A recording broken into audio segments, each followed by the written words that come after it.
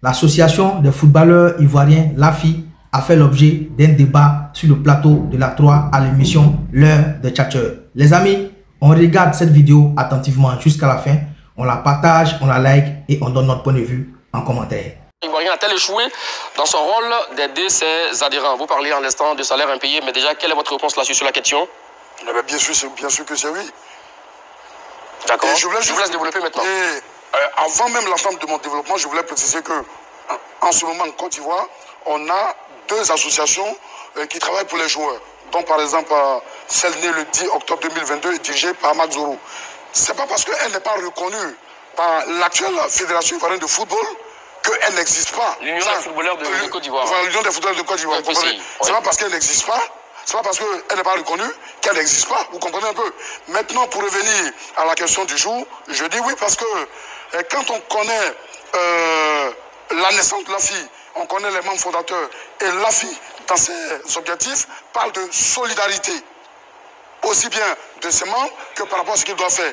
Et quand on a vu l'un des parts de l'AFI, notamment lorsqu'il était question d'apporter le parrainage de ce groupement à un candidat, mais qui plus est membre fondateur, et l'AFI a sauté elle-même ses objectifs qu'elle s'est donnés pour aller soutenir un autre candidat qui n'a rien à voir avec son groupement, on se rend compte qu'on se pose la question légitimement de savoir est-ce que cette association est venue pour travailler pour les footballeurs ou elle est venue être un faire-valoir pour certains objectifs inavoués. Rien que pour ça, on se rend compte. Ça fait un peu du hors-sujet. Hein. On s'arrête à ça, mais je vais revenir là-dessus. Hors-sujet. Oui, clarifiez-nous alors. Non, ça va répondre à la question déjà. Là, la question, j'ai dit non. D'accord. Parce que l'engagement de l'AFI, accompagner les joueurs, à les aider à tous les niveaux, n'a jamais faibli. C'est assez clair. À quel niveau fait-il du hors-sujet? Non, le hors-sujet, ici, on nous demande, l'AFI a-t-elle échoué dans son rôle? Il repart sur un débat de parrainage, d'élection, mais qu'est-ce que ça a à voir? De parrainage? Oui, mais c'est ce qu'il est en train de dire. Ça a quoi à voir? A-t-il fait sortir le mot parrainage? Non, mais attends, dans le langage, il y a les mots au premier degré, j'ai compris là où vous voulez aller. D'accord. Maintenant, je dis non. Pourquoi? Parce que, vous savez, l'AFI se bat toujours. Malgré tout ce qu'on a pu dire, l'AFI continue de se battre et à l'écoute. Qu'est-ce que l'AFI a fait aujourd'hui qui prouve que l'AFI aide ses adhérents? Bon, le président de l'AFI, je vais donner tous les dossiers. L'AFI a le dossier des joueurs de l'Asie en main actuellement. D'accord. Et l'AFI était aussi de la conciliation entre le club d'Adiaké et l'Asie. Vous connaissez l'histoire. Et ici, au niveau des réformes, je le disais en début d'émission, l'AFI s'est impliquée dans toutes les réformes qui sont en train de voir le jour dans la gestion fédérale. Et la chambre de résolution, c'est ça, les réformes des litiges, le cahier B des charges et bientôt le contrat standard.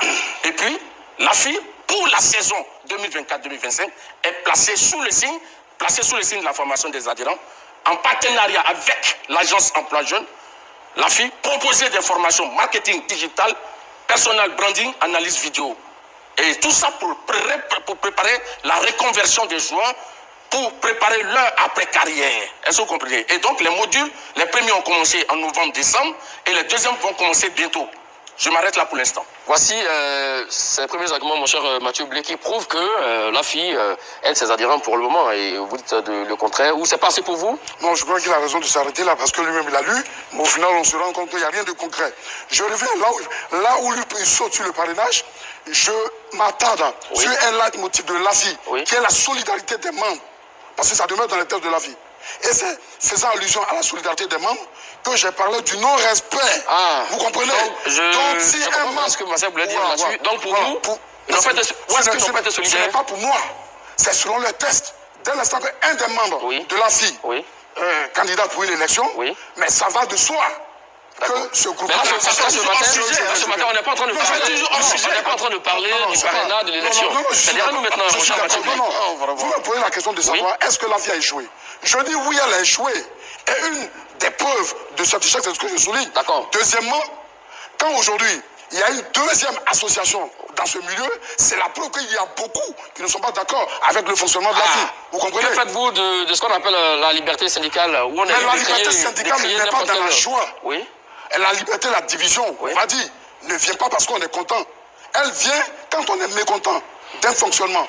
Aujourd'hui, ce que Martial, malheureusement, ne veut pas admettre, qui saute aux yeux même de ceux des aveugles, c'est que l'AFI, du fait de l'appartenance du commerce du président Domoro est aujourd'hui un groupement inféodé à la Fédération ivoirienne de football. On peut tout me raconter, mais nous ne sommes pas des naïfs. C'est interdit? Comment? C'est interdit? Qu'est-ce que c'est interdit? Est-ce que c'est interdit? Je vais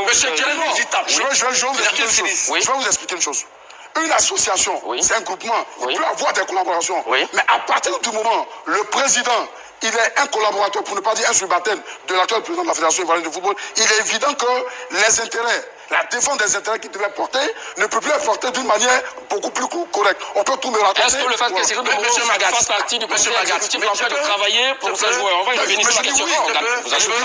Monsieur Jérémy Guittab, qui est le représentant de la FIFPro en Afrique, il est membre de la commission technique pour le développement du football africain au niveau de la CAF. Mais ça ne l'empêche pas de diriger le syndicat dont il est le patron.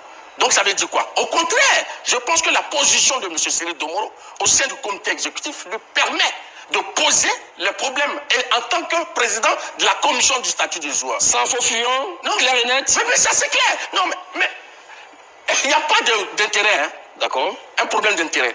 La fédération gère le football.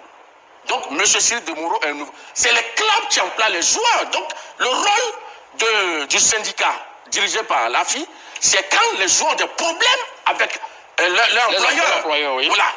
Donc voilà là où intervient l'AFI. Donc où est le problème que M. Cyril Domoro soit au comité exécutif ou soit le patron de la commission du statut des joueurs? Il n'y a pas de problème. Alors je vous repose la question.